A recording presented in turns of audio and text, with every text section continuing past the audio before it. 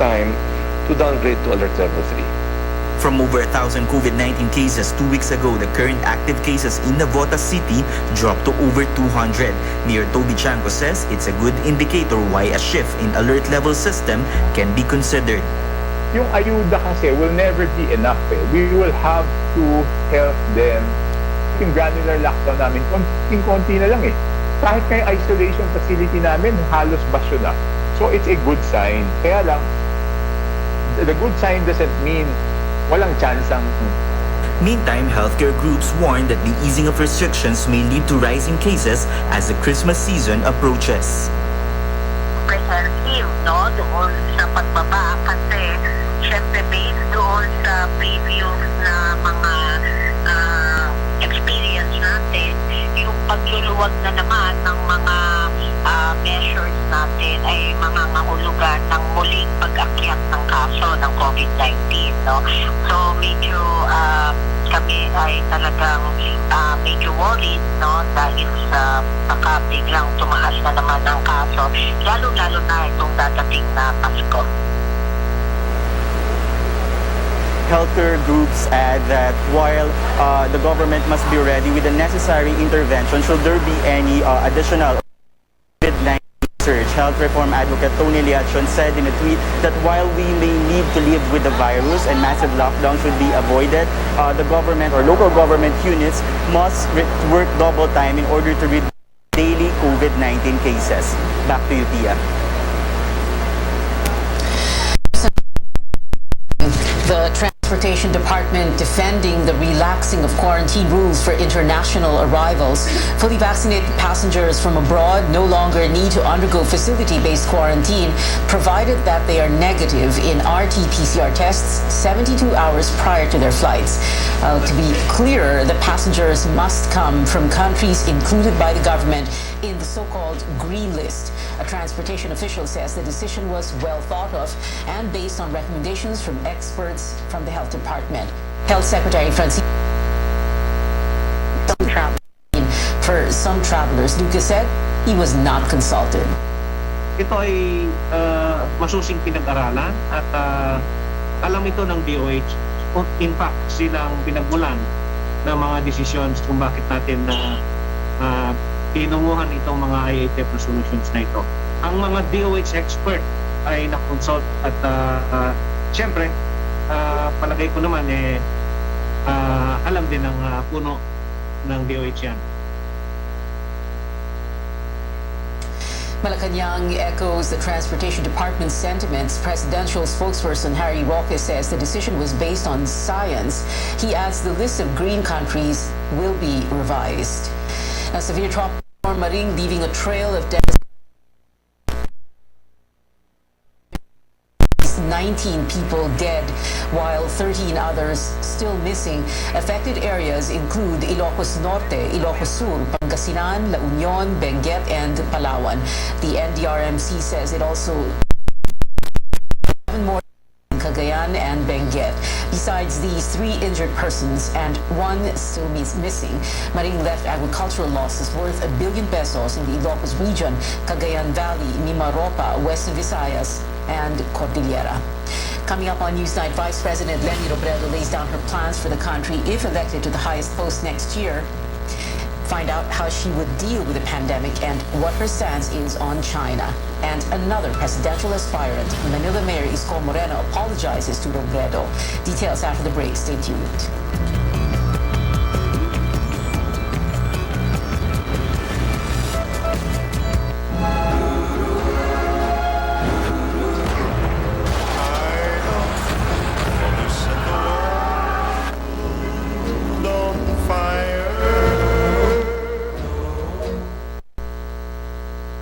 Nagsimula sa isang pangarap. Ika'y tutulungang ibahin ang buhay na nakasanayan. Naka 24 months ka na sa pag-ibig. May panghulog na ako sa motor. Uy, bagong motor! Gagawa ng ambag para mapaghandaan ng forever. At ka ha? At harapin ang bukas nang may maaasahan. Simulan mo na ang forever mo ngayon. Fund your forever with Pag-ibig Fund. Register today. Using Doña Elena olive oil helps elevate the spices and flavors of my dishes, making their aroma and taste more delicious. I use Doña Elena not just for the restaurant, but also for cooking at home. For good quality oil, use it more at home because you are serving your family. Because you and your family deserve only the best. Make it olive oil, make it Doña Elena. From Flyers.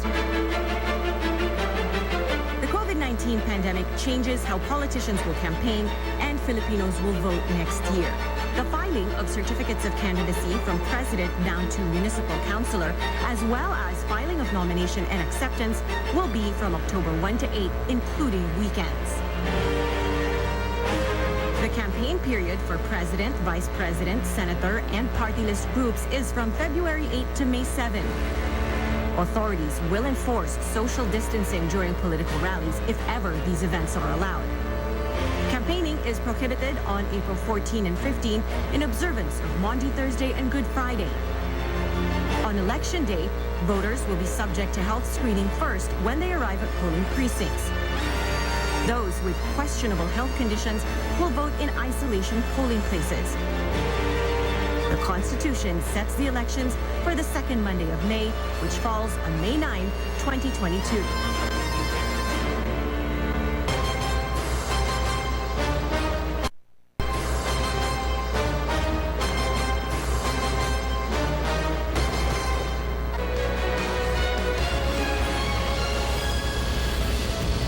Welcome back to Newsnight. I'm Pio Ontiveros, where Newsnight, of course, where we go above and beyond the headlines. Pio Ontiveros, news overseas now. The United States is easing travel restrictions for fully vaccinated visitors from Mexico beginning November. That is welcome news for many hit hard by border closures that have been in place for over 18 months. Reports from Mexico City.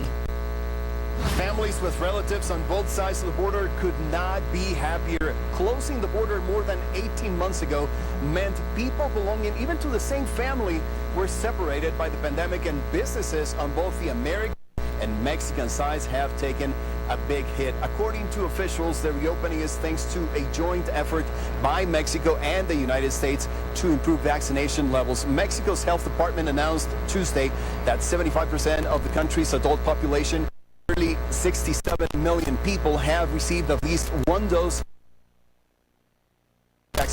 And authorities' vaccination levels are as high as 95% in places like here in the capital. President Andrés Manuel López Obrador reacted to the announcement of the border reopening, saying that it was the result of hard work made by the governments of both his country and the United States. We're going to have normality at our northern border. Mexico has made many efforts and procedures with the United States government. There have been many meetings with the goal of achieving the reopening of the border, and at the same time we decided to vaccinate in the border areas to help bring about this agreement. And let's remember that 3 top U.S. officials, including Secretary of State Antony Blinken, Garland, and Homeland Security Secretary Alejandro Mayorkas, met with President López Obrador here in Mexico City on Friday. The meeting was about a new bilateral security agreement, but there were other issues as well. The Mexican government announced last month that more than 3.8 million people who live in 45 cities on 6 different states along the U.S. border had been vaccinated. Mexican Foreign Minister Ebrard says improved vaccination levels meant a faster border reopening. The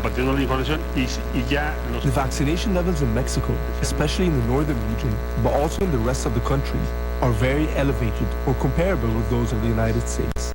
I will even say that there are cities in Mexico that have a higher vaccination levels than those in the United States. And President López Obrador had pushed since mid-September for a full reopening of the border given the improved vaccination levels. American border towns were also pushing for reopening because they have lost millions of dollars in the more than 18 months they haven't had any Mexican shoppers spending money in their businesses. Rafael Romo, CNN, Mexico City. Back here at home, a survey shows 45%, or nearly 5 in 10 Filipinos, agreeing that it is dangerous to publish anything critical of the Duterte administration. The latest social weather station survey also says 29% are undecided, 19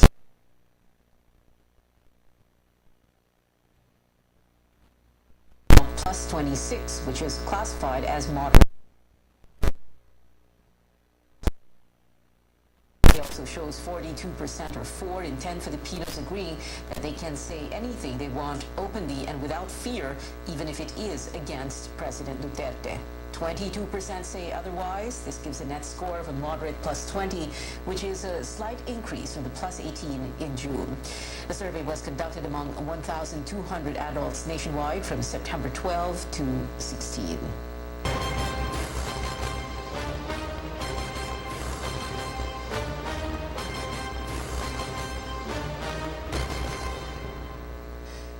Presidential aspirant Senator Ping Lacson reveals details of his second meeting with Vice President Leni Robredo in a bid to have a unified opposition. Days before the filing of candidacies, Lacson says he and running mate Senate President Tito Soto met with Robredo together with Liberal Party stalwart Senator Frank Dulon. Soto says it was the Vice President's camp that sought a meeting. Lacson says Dulon insinuated a possible Robredo-Soto tandem. Came the second meeting, doon ko talaga na-confirm na yung unification effort is only to unify under them. Nothing more. Using hand motion, si Senator Dillon mismo, tinuro niya si Vice President Leni at si Soto na sila yung magkakandem in face para effectively telling me my face to withdraw and Vice President and Senate President. So sa akin, earlier, Lacson offered Robredo a so-called unification formula against the Duterte administration for the 2022 elections, but Robredo rejected the proposal since it would demand that candidates eventually withdraw from the race to support the leading opposition bet in the final stretch of the campaign.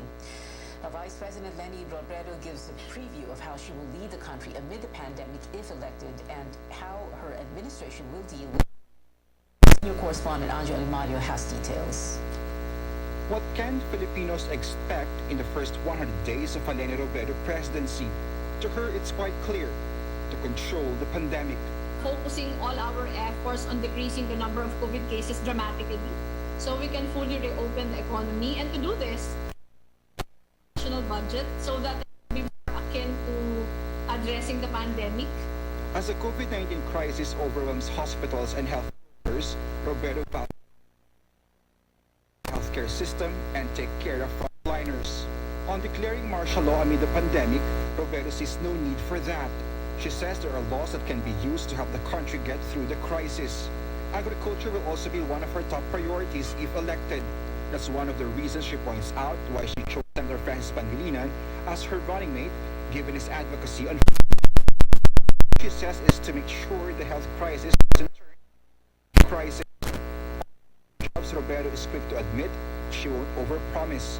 She says she doesn't subscribe to the false dichotomy of health versus economy. I can my administration will inspire confidence as far as the business sector is concerned. As to foreign policy, Robredo points out the Philippines will collaborate with China in areas where there's no conflict such as trade. But when it comes to the West Philippine Sea, she says there will be no deal until China recognizes the arbitral ruling. The presidential hopefully reveals their Senate slate has already been finalized. 5 names have already been announced last week. Robredo says the rest will come from different parties. If elected, what kind of president will she be? One who's nurturing and empowering, one who thrives quietly yet decisively amidst adversity. Anjali Mario, CNN Philippines. Meanwhile, yet another presidential aspirant, Isko Moreno, takes back his words against Vice President Leni Robredo and anyone he might have offended with his recent remarks.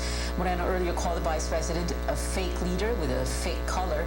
He was criticizing her for running as an independent bet, even if she is the current Liberal Party chair.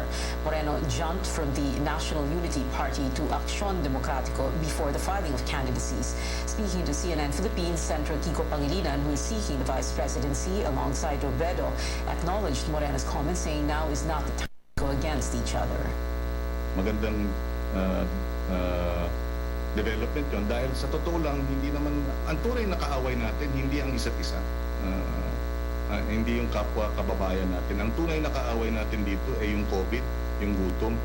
At dapat yun ang tinututukan ng debate. Paano ang masusolusyonan ang COVID? Paano mabibigyan ng manumbalik ang sigla ng ekonomiya para yung trabaho ng ating mga kababayan? Some lawmakers are calling out political parties for taking advantage of the substitution option, but the Commission on Elections remains firm in keeping the provision. COMELEC spokesperson James Jimenez tweeted that instead of banning withdrawals, option has been used as a strategy before, but that he sees the worth of the system. Senate President Tito Soto and Senator Coco Pimentel spoke out against the alleged abuse of this provision and pushed for its removal. Among those speculated to be placeholders until November 15 is presidential hopeful Senator De La Rosa, who has expressed willingness to be substituted by Davao City Mayor Sara Duterte. When we return, something to watch out for sports fanatics out there, with the Philippines hosting another global league. And guess who's back with new music? A British superstar announces her first album in years. Details next here on CNN Philippines.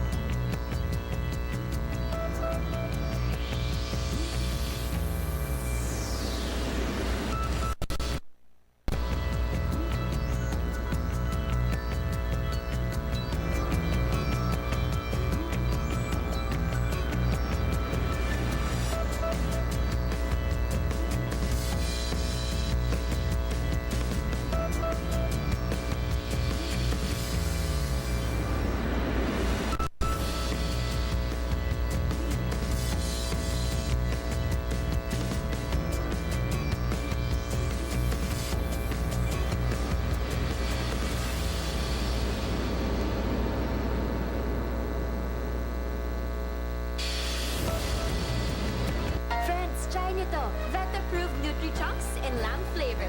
With active boost and prebiotics na pampalisto. Made with real lamb goodness. With essential nutrients to help keep them strong, healthy and happy. Listo ganado sa Nutri-Chunks. It's golden. It's rich. It's perfectly balanced. It's the icon of lasting friendships. And it's the beer of choice among many different Filipinos across many different generations. We Pinoys, we go a long way back with San Miguel Pale Pizza.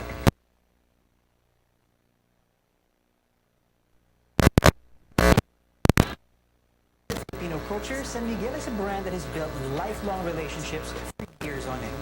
Ito rin ang samahang walang katulad. And when celebrating milestones,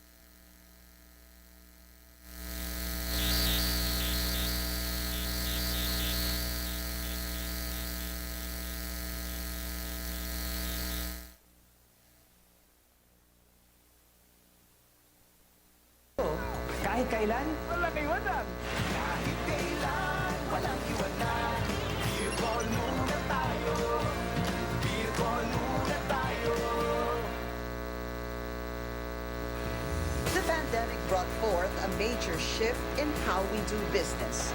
Join us this new season as we share more stories of purpose-driven organizations, social good programs, and community partnerships, all working together towards empowerment, sustainability, and nation building. This is Business Matters, where doing good is good business.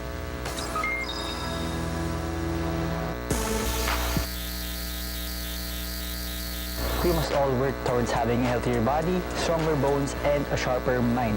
Get ready to achieve that and more with this resistance training workout. Away from the gym, have to think outside the box. Your backpack with weights inside, faster, faster, faster. Think, don't stop. Reminding you to stay home and stay fit.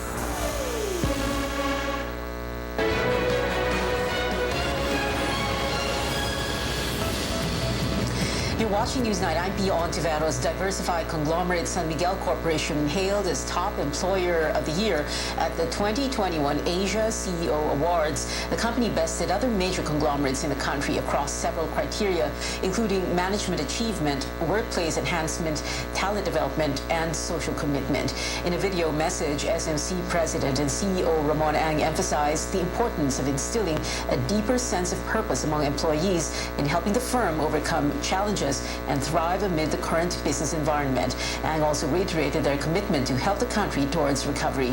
Since March 2020, SMC has rolled out one of the largest private sector responses to the crisis, spending over amid the current business environment. Ang also reiterated their commitment to help the country towards recovery. Since March 2020, SMC has rolled out one of the largest private sector responses to the crisis, spending over 14 billion pesos for the country's frontliners and poorest communities.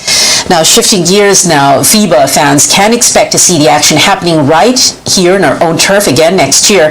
The Philippines is set to host the first two windows of Group A for the 2023 FIBA World Cup Asian qualifiers in February 2022. The first window was supposed to be held next month, but was moved because of the pandemic. 4 teams will play 8 games in a bubble environment for the February period. Gilas Pilipinas will go against South Korea twice and New Zealand and India once each. Now, actor William Shatner, or Captain Kirk to legions of Star Trek fans, did the unthinkable with his latest conquest. The 90-year-old icon just completed a real-life trip to space. CNN's Kristen Fisher tells us more about Captain Kirk's historic voyage. Command engine start. 2, 1. And with that, 90-year-old Star Trek icon William Shatner became the oldest person ever to travel to space. Shatner and 3 other passengers were propelled from the desert of West Texas to the edge of outer space aboard a New Shepard spacecraft developed by Jeff Bezos' rocket company, Blue Origin. It's the same spacecraft that took Bezos to space this summer. Bezos, a lifelong Star Trek fan, flew Shatner as a guest, along with Blue Origin executive Audrey Powers and 2 paying customers. The out-of-this-world adventure lasting just 10 minutes from takeoff to landing, Shatner and his crewmates experienced about 3 minutes of weightlessness before the capsule started its descent back to Earth. There go the drogue parachutes. The flight livestream captured Shatner sharing his post-suborbital trip thoughts with his crewmates. That was unlike anything they described. After landing safely, a Blue Origin team secured the capsule, and Bezos himself did the honors.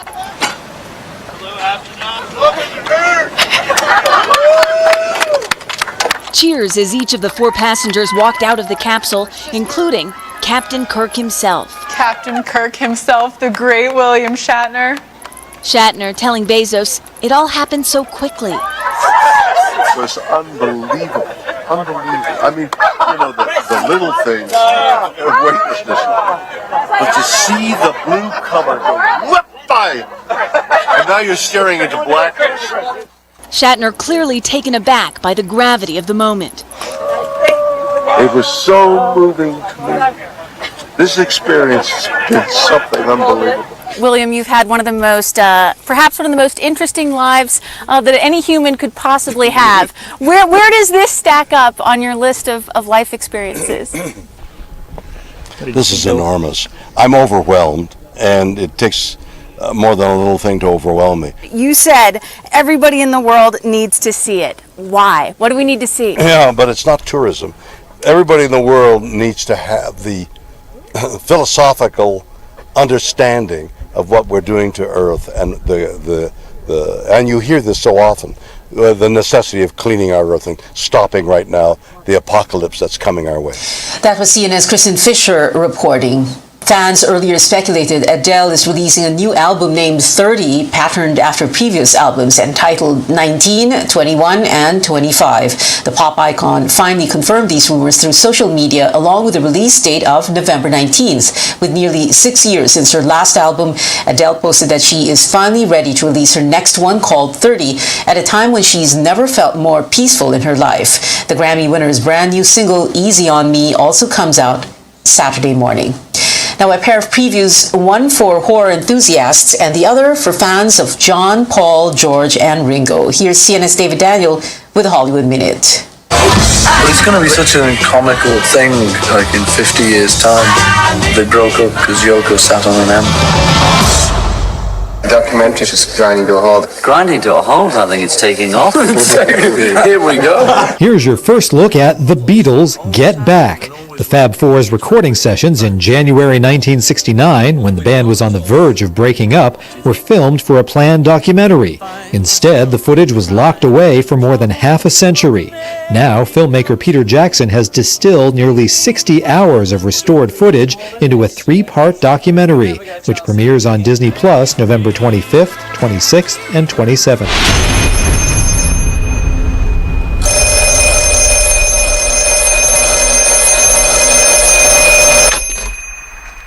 Hello?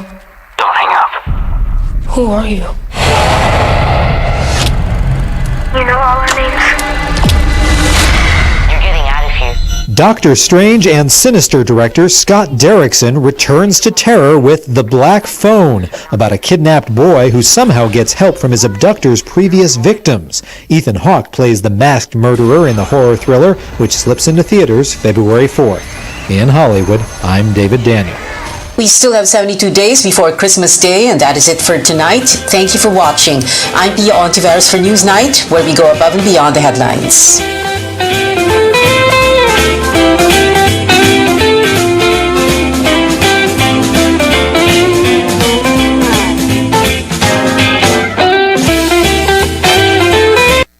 This program is brought to you by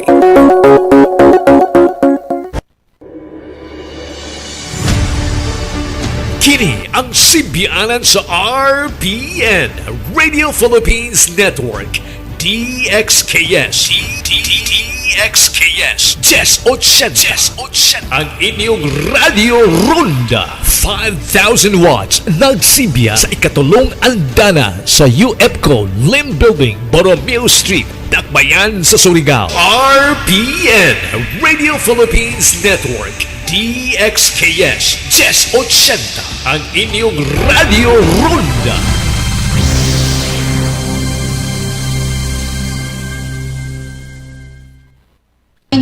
The 2022 elections is a very important elections. Dumating na tayo sa punto na hindi na natin kayang ipagsawalang bahala na lamang ang mga nangyayari sa ating gobyerno, sa ekonomiya. The process. If we delay the end of voter registration, it will also cause corresponding delays in all other preparatory activities. The events of the past 6 years. Yung mga pasangganong sagot, nabili na yan. Kumita na yan noong 2016. The promises that were made. Let me say clearly that those who betrayed the people's trust shall not go unpunished.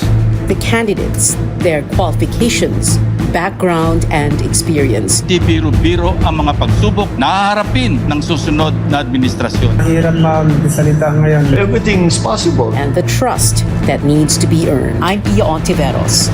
This is Politics as Usual.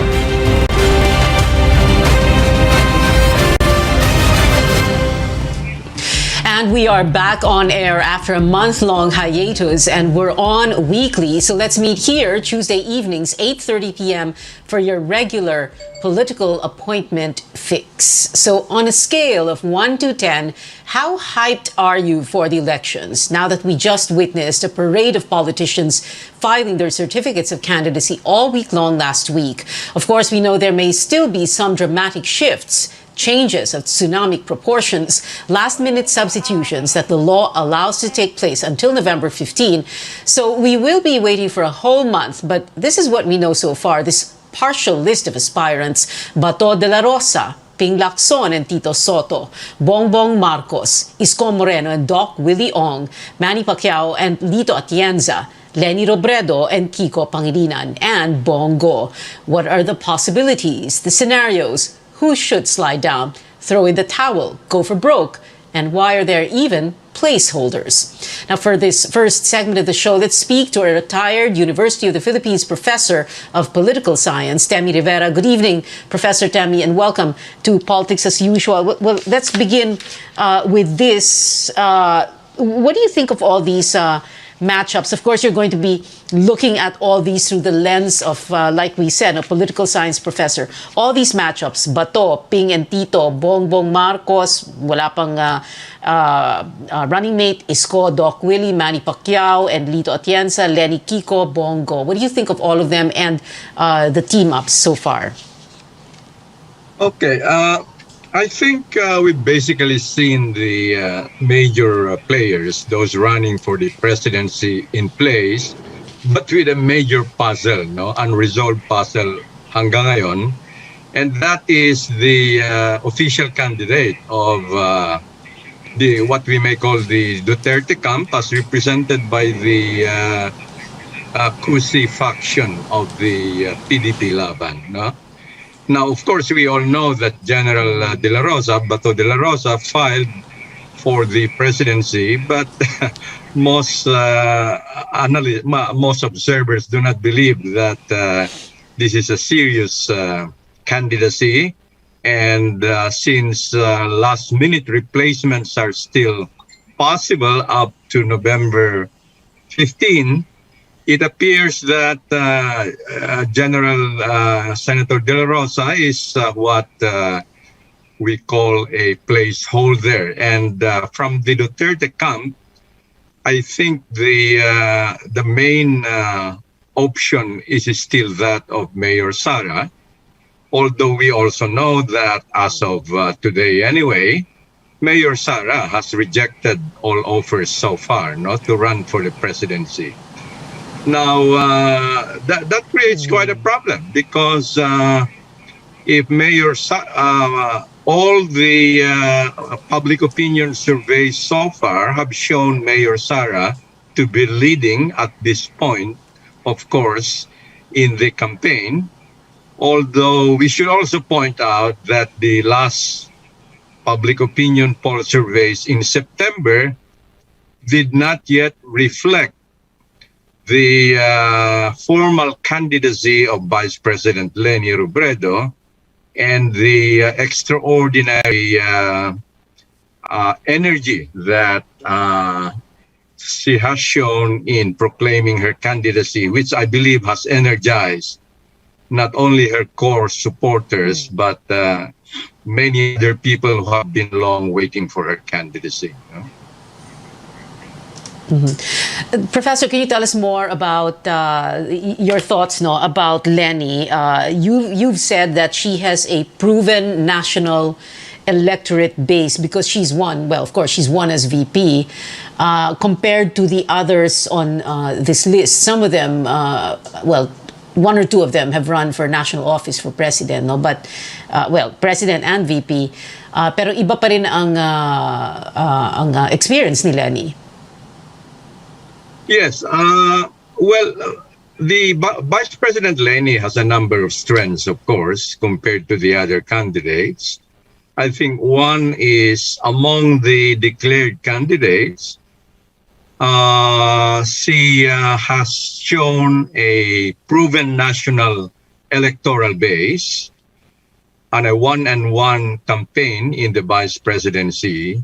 And while it is true that Senators Ping Lacson and Manny Pacquiao and former Senator Bongbong also won in a national electoral contest, iba pa rin yung sa vice presidency compared with winning as one of the 12 senators. So it's possible, of course, one can argue that many, if not most of the voters of Leni in 2016 are unlikely to vote for either a Marcos or a Duterte. So isang initial capital that she could build on. No? But there's also a major difference in 2016, however, and this is the fact that Leni Robredo then ran with the ruling party in 2016, that's right, no? As vice president. So we all know that the Liberal Party, of which she is the chair, has lost a lot of its organizational strength and Yes. resources. So that's one major concern of Vice President Lenny.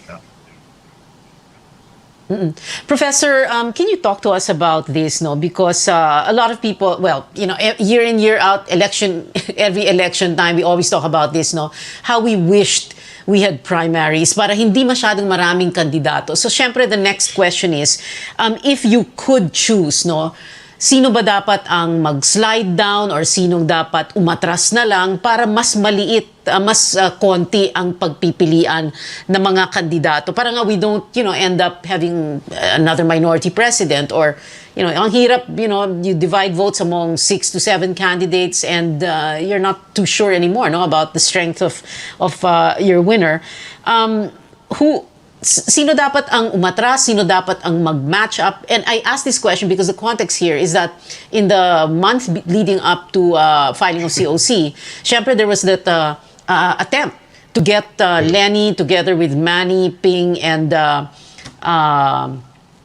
Isko to hopefully unite. But of course, that didn't happen. So what is it that you want to see, sana? Well, it seems unlikely that all of those who have declared so far, with the possible exception of Senator De La Rosa, dahil mukhang placeholder nga lang siya, no? But it's unlikely that those who have declared will step down.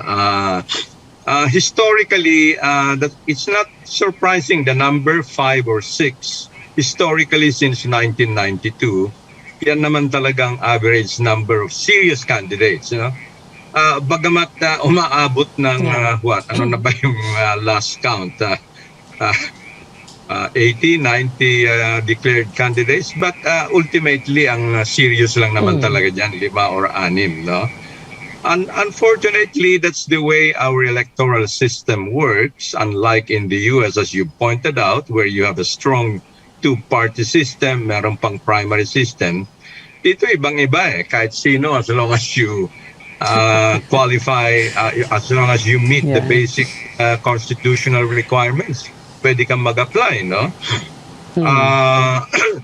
So, one problem with that, as you also pointed out, is that we always end up with a plurality president, meaning a president who does not command the majority electoral support of the citizenry, no? And if you combine that with a very weak party system, many of the problems of governance are also rooted there because, again, as we all know, whoever is the new president succeeds in forcing a realignment of political forces, no?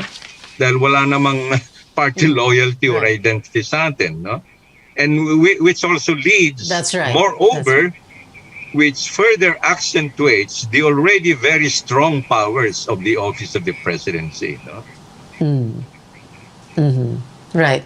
That's right. What we have is after every election, kung ano yung partido ng Pangulo, ng nanalong Pangulo, yan ang nagiging party in power. Yeah. I wish we had more time, but thank you so much, Professor Temi Rivera. Balik na lang po kayo, ha, sir? We'd love to speak to you again. Salamat po, sir. Thank you, Pia. Okay. Now, what do public relations experts and, veteran and retired advertising executives think of the initial list of aspirants and many more? Politics as usual. We'll find out after a short break. Stay tuned.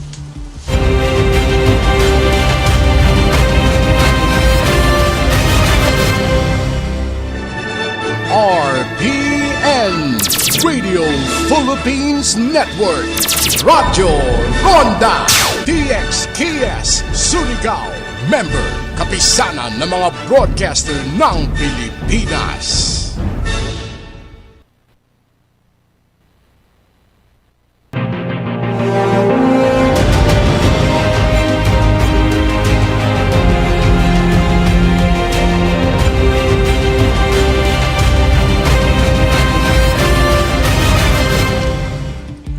Welcome back to your regular political appointment. You're still watching Politics as Usual here on CNN Philippines. In this part of the show, veteran but retired advertising executive, an old friend, Yoli Ong, joining us. Yoli, hi. You don't look retired kasi nakapink ka. Dahil lang sa kulay yan ng TV mo. Ay, ganon.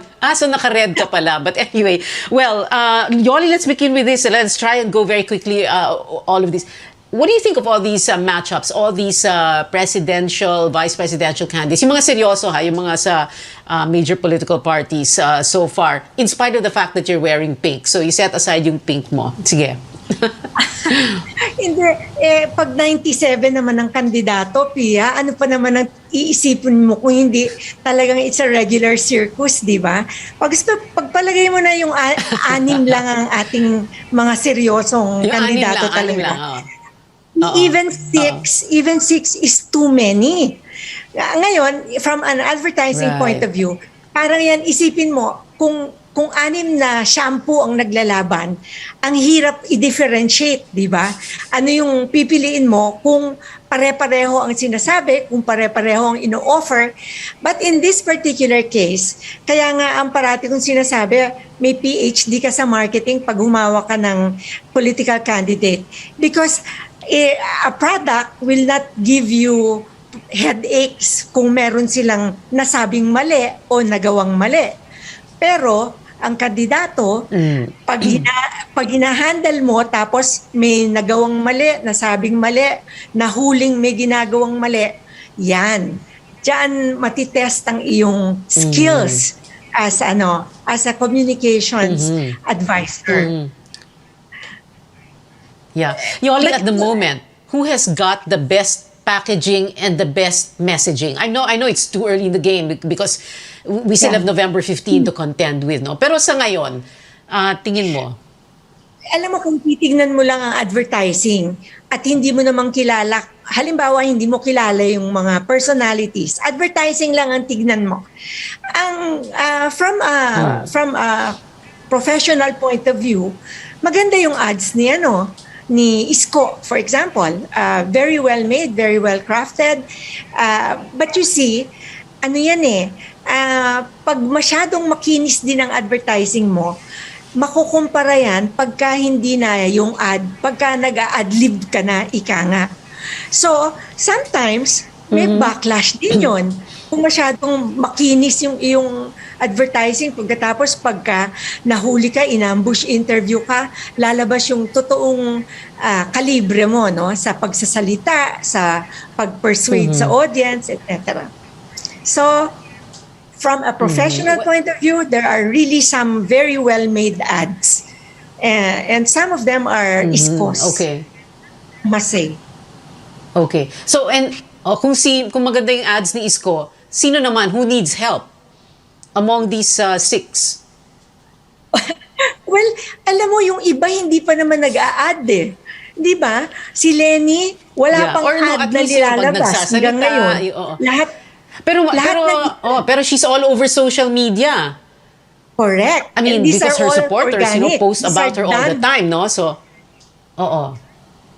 these were done by her supporters. Makikita mo authentic commitment yung mga supporters niya. So, nakakabilib rin yun. Because for me, I've been in advertising, so I can tell when the ad is very authentic. And that is super authentic. Yung mga ginagawa ng mga supporters niya. Kasi alam ko, wala pa siyang ginagawa kahit isa na talagang galing sa kampo niya. So lahat yan ginagawa ng mga supporters niya. And it's very, nakakagulat. But of course, talaga. Pag organic supporters, volunteers, syempre you still need a very strong advertising person to put all of that together. Kasi hindi naman pwedeng parang kalat yung messaging, no? Iba-iba yung sinasabi. I mean, they're all for Lenny, pero kung ganon, tapos hindi siya well orchestrated, mahirap din, hindi ba? Oo naman. Meron talagang, you can take the point of view of letting 1,000 flowers bloom, or you can take a more disciplined approach to communications. Sa ngayon, dahil ang dami-dami ang kandidato, kailangan talaga very clear ang iyong proposition. Ika nga, yun nga yung what will differentiate you from the rest. Of course, hindi lang naman advertising ang tinitignan eh. Tinitignan ng track record, tinitignan ng character, hindi ba? And on those two aspects alone, malaki na ang differentiation among the six. Yeah. Lenny, by November 15, yung deadline nga ng substitution, withdrawal, etc., what do you want to see? No? Do you want to see some of these 6 or so names sliding down or withdrawing their candidacies? Do you want to see a more united opposition? Ano ba yung, kumbaga, yung fearless forecast mo for November 15? Ano bang gusto mo makita? Alam mo, Pia, I really wish na magkumonte at mag-consolidate, di ba? That's really the best thing that can happen.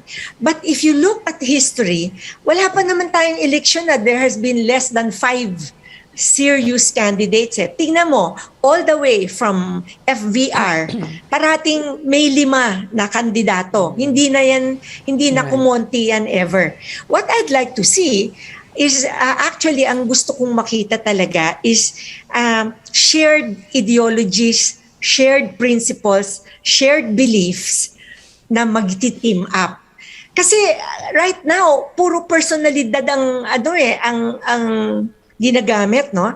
It's all personality driven, and then papasok yung surveys, so yung numero is another aspect. Pero wala pa rin talagang nag-o-offer ng clear vision na anong gusto mong mangyari sa Pilipinas kung sakaling ikaw ang maging presidente. Yan ang hinahanap ko, at yan din sana ang kung halimbawa pareho ng vision ang dalawang kandidato, sana magsama sila para hindi ganun karami na alam mo naman na yung iba naman will just fall by the wayside. That always happens. Yung iba talaga exercise lang eh. It's an parang rehearsal. Rehearsal lang sa pagkampanya. Dry run. But of course, well, we're all hoping, I guess, the same thing.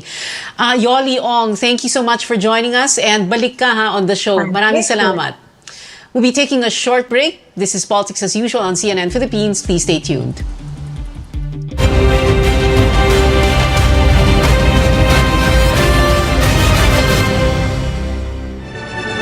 RPN Radio Philippines Network, Radyo Ronda DXKS Surigao, member kapisanan ng mga broadcaster ng Pilipinas.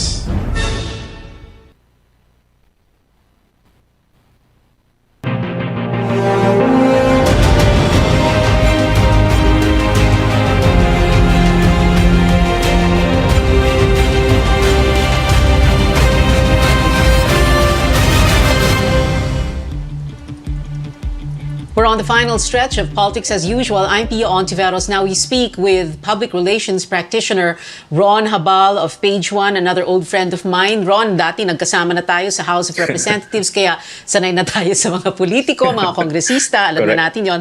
But of course, like I said, no, PR is your expertise, and I'm sure you have a lot to say. So my first question is, what do you think of these matchups? Huwag na natin pag-usapan yung 90-plus candidates.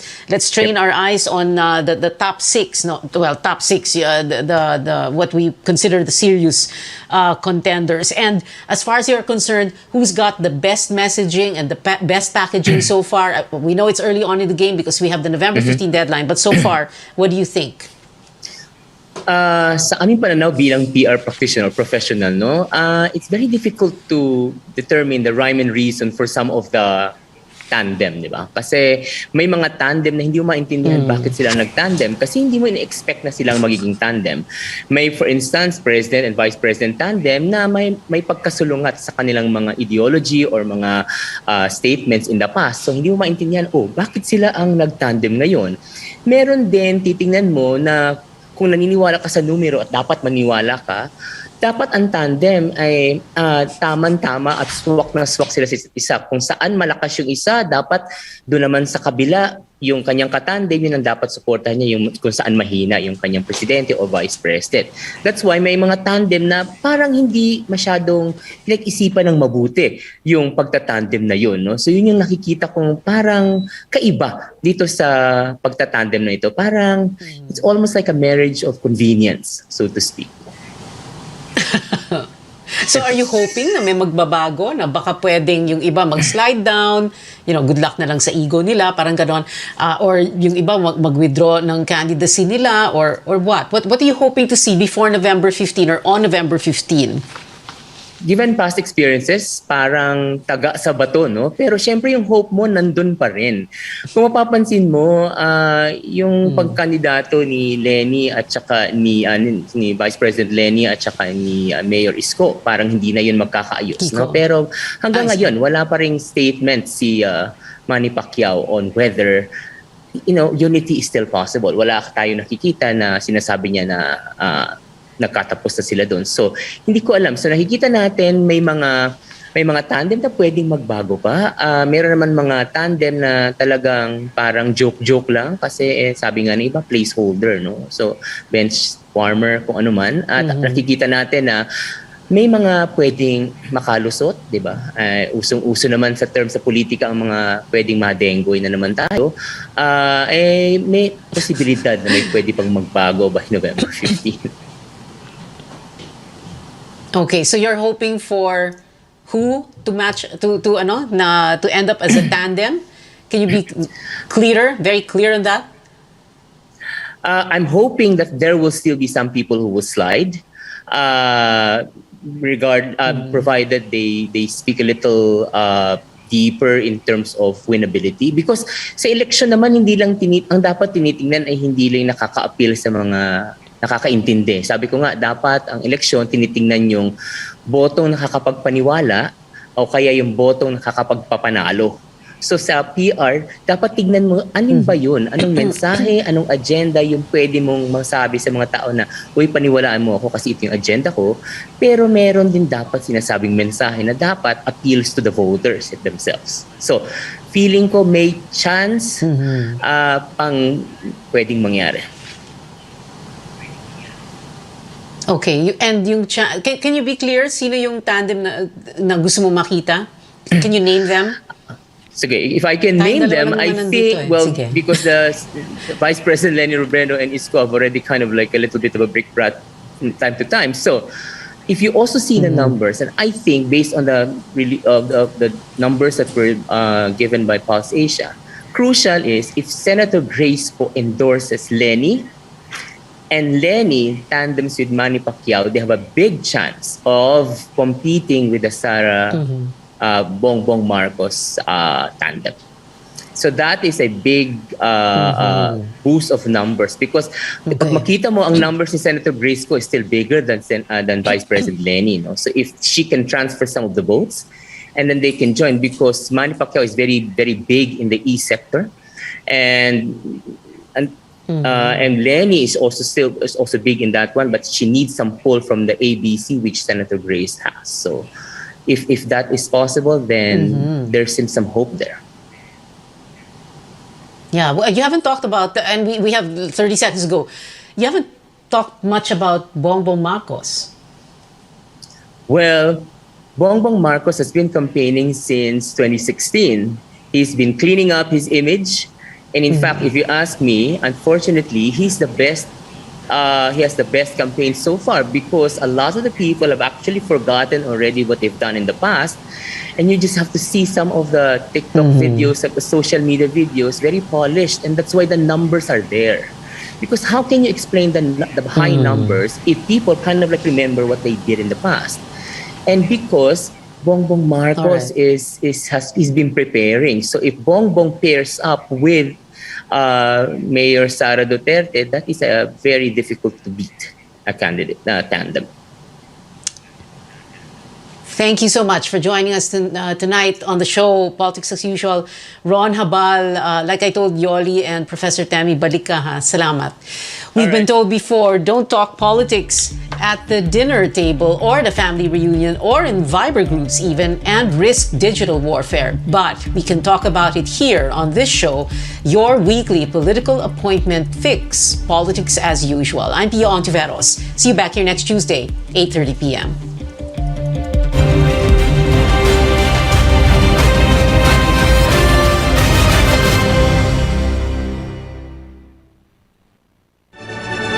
RPN Radio Philippines Network.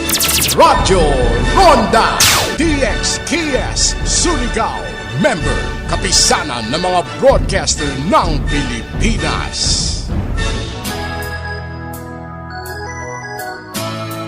Alang sa among mga minahal nga mga konsumanti, malipayon kami nga magpahibalo kaninyo nga ang Surigao Metropolitan Water District human sa makuti nga pagsusi sa Socotec Certification International usa na kay ISO 9001